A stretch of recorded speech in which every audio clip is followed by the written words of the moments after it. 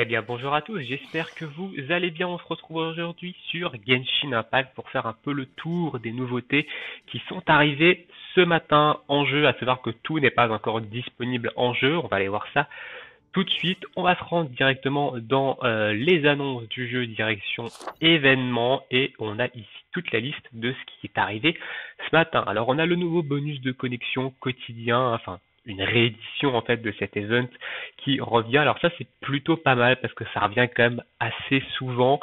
C'est des petites récompenses, c'est pas non plus extraordinaire. Il y a quand même 300 primogèmes à se faire dedans, donc ça dure 7 jours. En tout, on aura du coup 8 leçons de héros, 16 minerais de renforcement mystique, 50 000 moras et 300 primogèmes. Donc voilà, ça demande juste de se connecter, c'est des petites récompenses. On prend, ça dure de aujourd'hui jusqu'au 16. Hein, vous avez jusqu'au 16 si jamais vous ne vous connectez pas 7 jours d'affilée. Il est là jusqu'au 16. On a du coup le vœu Monts et Marchés qui n'est pas encore disponible, qui arrive normalement à 18 h aujourd'hui, donc à la fin de la bannière de Tartaglia, qui mettra évidemment en avant Zhongli, hein, oui, en tant que nouveau personnage, 5 étoiles Géo. Il y aura également dans sa bannière en rate-up Razor et Chongyun, et il y aura la nouvelle 4 étoiles, du coup, Xinyan, qui sera également de la partie, sachant que les 3-4 étoiles sont des personnages à épée de main, donc c'est assez particulier hein, qu'ils nous sortent une bannière avec full épée de main, Zhongli étant une lance hein, et pas une épée de main. Donc voilà, c'est marqué que c'est disponible à partir de 18 h jusqu'au 22 15 h, sachant que le 23 décembre, c'est la sortie de la 1.2, je le rappelle. Hein. Donc ça dure jusqu'à la 1.2. Donc évidemment ici, ils nous mettent les personnages en focus. Hein. Et on nous annonce que Xignan sera disponible dans la bannière perma à partir de la 1.2, tout comme Diona. Hein. Diona n'est pas disponible dans la bannière perma après la bannière de Tartaglia, elle le sera en 1.2. Donc ces deux nouveaux 4 étoiles seront invocables dans la bannière permanente à partir de la 1.2. Néanmoins, Zhongli et Tartaglia ne le seront pas, hein, tout comme Venti et Kli. Ensuite, on a un nouveau vœu d'arme. Alors la bannière d'armes, elle est assez dégueulasse hein, quand même, on va pas se le cacher. Donc il y a deux nouvelles armes ici, c'est le perceur prismatique et la lame brute. Donc le perceur prismatique, c'est la lance et la lame brute, c'est l'épée à deux mains. Elles ont toutes les deux le même effet. Et derrière, on a l'arc de Favonius. Je crois que c'est le codex de Favonius ici. Là, l'épée du lion, la lance du dragon et l'épée horloge. Alors l'épée horloge, c'est totalement nul. Hein. Attention comme arme. Donc pareil, la bannière dure toute la durée de la bannière de Zhongli également. Donc c'est rugissement du lion, l'épée à une main, code de Favonius, le catalyseur, l'arc de chasse de Favonius, le fléau du dragon en arme d'ast. Le fléau du dragon, c'est intéressant sur Xianling en support, par exemple. L'épée horloge, ça sert sur personne. Le code de Favonius et l'arc de Favonius, c'est des items qui donnent de la recharge d'énergie. Donc, l'arc de chasse de Favonius, c'est pas mal sur Diona, par exemple. Et le code de Favonius, ça peut être intéressant sur une sucrose, si on veut de la recharge d'énergie. Il y a sûrement mieux à mettre sur Sucrose que le code de Favonus. Il y a également sur d'autres armes, peut-être sur Mona également, si vous jouez de Mona support avec de la recharge d'énergie, ça peut être sympa.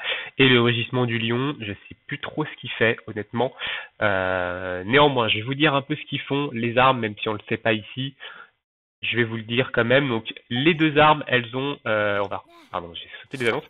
Les deux armes, elles ont du coup les mêmes passifs, donc elles augmentent de 20% la puissance des boucliers et elles vous donnent de l'attaque. Donc, à chaque fois que vous avez touché un ennemi, vous allez gagner un pourcentage d'attaque. En raffinement, en raffinement 0, donc au niveau 1, c'est 4% d'attaque stackable 5 fois. Donc, vous pouvez aller jusqu'à 20% d'attaque. Et si vous êtes sous un bouclier, ce bonus d'attaque est doublé, donc il est augmenté de 100%. Donc vous pouvez monter jusqu'à 40% d'attaque supplémentaire quand vous êtes sous bouclier. Donc c'est des lances intéressants pour les persos qui jouent bouclier. Donc évidemment la lance est très très forte sur Zhongli. Voilà. On va passer sur essai de personnage. Donc essayer c'est adopter le petit event qui revient évidemment à chaque nouvelle bannière qui est très très bien honnêtement cet event là. Moi je le trouve vraiment bien. Ça permet d'essayer les personnages évidemment avant d'invoquer, donc essayer de savoir si le gameplay nous intéresse, si le perso en lui-même nous intéresse, si les dégâts nous conviennent, etc., s'il est conforme à ce qu'on attendait du perso. Donc, il y aura évidemment une vidéo avec Zhongli, hein. Moi je dirais tester Zhongli et Xingnan, et évidemment vous pouvez tester Razor et Chongyun, hein, si vous ne les avez pas, et que vous voulez voir un peu leur gameplay. Donc ça c'est très bien, honnêtement, ça arrive en même temps que la bannière, hein, à 18h. Et on a ici des petites récompenses. Donc quand vous terminez l'essai de Zhongli, vous avez 20 primogèmes. L'essai de Xingnan, vous avez 6 conseils de l'aventurier. Donc c'est les bouquins bleus, si je ne me trompe pas. Le Razor, c'est des minerais de renforcement mystique. Et le Chongyun, c'est 15 000 morale. Donc les récompenses sont pas énormes, mais en même temps, ça nous permet de jouer les persos et de voir si le perso nous plaît avant d'invoquer. Donc ça, c'est très bien parce qu'il y a des gachas dans lesquels c'est pas possible. On est obligé d'invoquer le perso pour voir ce qu'il donne. Donc voilà, et dernière petite annonce, l'histoire, la quête histoire de Zhongli qui fait son apparition. Il faut être du coup à R40 pour la débloquer in-game, il faut être évidemment à R26 pour débloquer les quêtes histoire, mais la quête de Zhongli ne se débloque qu'à partir de la R40, et il faut avoir évidemment terminé la quête principale du jeu. Donc on va également aller la débloquer tout de suite en jeu. Donc ici, vous avez quête histoire en bas à gauche. Il vous faut ces clés des légendes. Les clés des légendes, c'est marqué que vous en obtenez une tous les 8 missions quotidiennes. Donc si vous vous connectez tous les jours et que vous faites vos missions quotidiennes tous les jours, vous en débloquez une tous les 2 jours. Et donc moi j'ai fait toutes les autres quêtes histoire. On va débloquer ici la quête de Zhongli. Dans cette quête-là, vous pourrez évidemment tester Zhongli, hein. Donc évidemment faites-la aussi si vous voulez plus de tests sur le perso en plus de l'event. Si vous voulez même le tester dès maintenant, pendant que la bannière n'est pas sortie, vous pouvez évidemment le faire via cette quête histoire où vous allez pouvoir le jouer. Alors il est également disponible, je pense, dans les personnages. Non, il ne s'affiche pas, my bad. Donc au niveau des events, vous retrouvez tout évidemment ici. Donc la Stray Week, c'est un event terminé. Vous retrouvez également ici l'event Historia. Le bonus de connexion ici, nous on va prendre ça. Et l'essayer, c'est l'adopter ici qui sera remplacé par celui de la bannière de Zhongli à partir de 18h, donc dans 9h précisément.